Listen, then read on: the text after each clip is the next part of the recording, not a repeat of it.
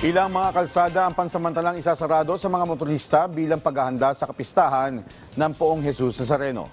Alamin kung saan kalsada ito sa report ni Gab Villegas.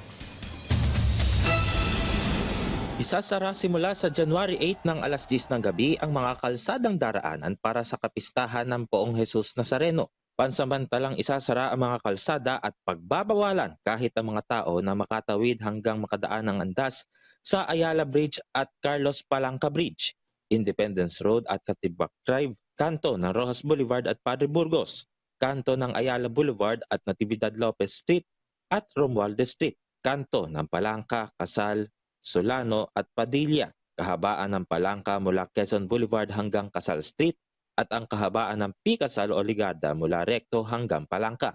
Para sa mga deboto na nagnanais pumunta ng Quirino Grandstand, pinapayuhang dumaan sa Taft Avenue, lumiko sa Calao Avenue hanggang makarating ng Rojas Boulevard. Para naman sa mga nais sundan ng prosesyon mula Luneta hanggang Quezon Boulevard, ay maaaring dumaan sa Quezon Bridge, MacArthur Bridge, Jones Bridge, Delpan Bridge kung manggagaling ng Intramuros at Nagtahan Bridge kung manggagaling ng Otis o UN. Para makapunta ng Quiapo Church, dumaan sa Quezon Boulevard, lumiko sa Quinta Market at dumaan sa Villalobos Street. Maaari ring dumaan sa Plaza Santa Cruz, lumiko sa Palanca Street at dumaan sa Villalobos Street.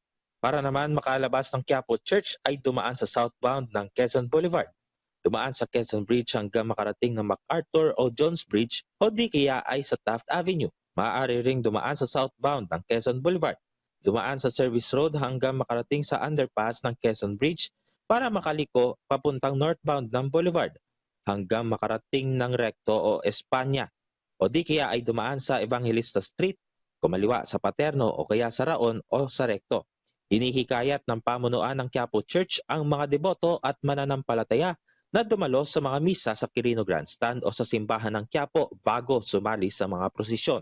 Ang mga paalala ay para sa maayos at ligtas na pagdiriwang ng kapistahan ng Poong Nazareno.